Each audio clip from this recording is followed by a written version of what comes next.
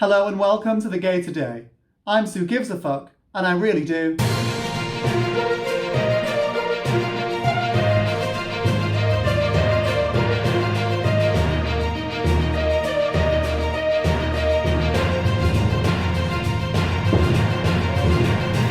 Oh, fuck. Here at The Gay Today, we're comparing how different countries around the world have responded to the coronavirus outbreak. This week, we took a look at the USA currently has 3 times as many cases of COVID-19 as China has had in its entire pandemic. Why? Well, there's speculation that social distancing guidelines may not be well understood in the country. Saturday, I had a little low-grade fever. However, President Trump has reassured citizens that he is listening to advice from the world's leading expert. Yeah, himself. I like this stuff. I really get it. People are surprised that I understand it. Every one of these doctors said, how do you know so much about this? Many lesser experts have claimed that the reason there are so many cases in the US is that the government was slow to release a test. So, how many tests have been done? Well, nobody knows. Because everyone's had them done through private healthcare insurance and there's no central database because spreadsheets are communist. The best estimate is that 45,000 people have so far been tested. For comparison, Germany is testing 200,000 a day, Britain's done 50,000 and we're run by a dollop of tartar sauce that they sent to Eton. Britain's also a tenth of the size. At the same photo op, President Trump demonstrated his grasp of the issue. Anybody right now and yesterday, anybody that needs a test gets a test. They're there. They have the tests. And the tests are beautiful. They're beautiful tests. What's taking so long isn't the manufacture, it's the macrame detail. In 2018, President Trump actually disbanded the team responsible for pandemic response on the National Security Council, telling the media that it had been badly diagnosed by Barack Obama. Which I think is fair enough, because I didn't like the way the previous owners had decorated my house, so I just set it on fire. In any time of crisis, it's important to focus on what really matters. And with that in mind, Trump tweeted this.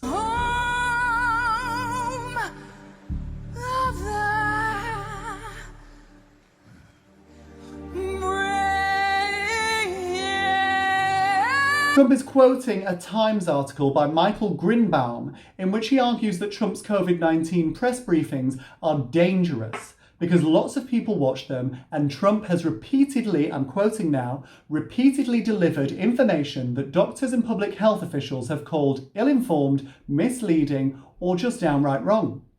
Now, can you imagine hearing that and thinking, lots of people are watching them? If you do a poo in a convention centre, people will watch. Which reminds me, actually, Boris's briefing's on next. It is fair to say, however, that Trump's approval ratings have risen to the highest point in his presidency at 49%. Now, in times of crisis, leaders' approval ratings usually rocket. After 9/11, George Bush's approval rating was over 90%, and that is fucking George Bush. Our enemies are innovative and resourceful, and so are we. They never stop thinking about new ways to harm our country and our people, and neither do we. Italy's president's on 60% and they barely have a country left.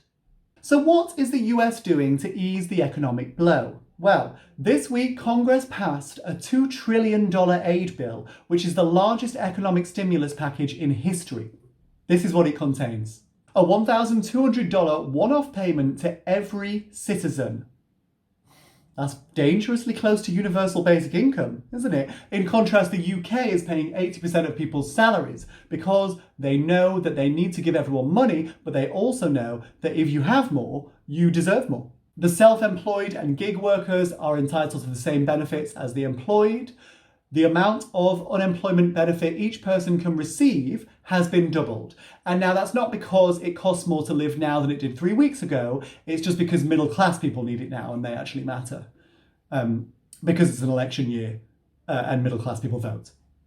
And finally, $500 billion has been made available to provide loans to business, with the stipulation that those businesses receiving the money must not pay dividends for at least a year, which is a stipulation weirdly missing in the UK's package. So why is a right-wing Republican government spending so much? Well, with the economy shut down, many economists are predicting a second Great Depression. After the first Great Depression, the state massively expanded and the Democrats won 5 elections in a row.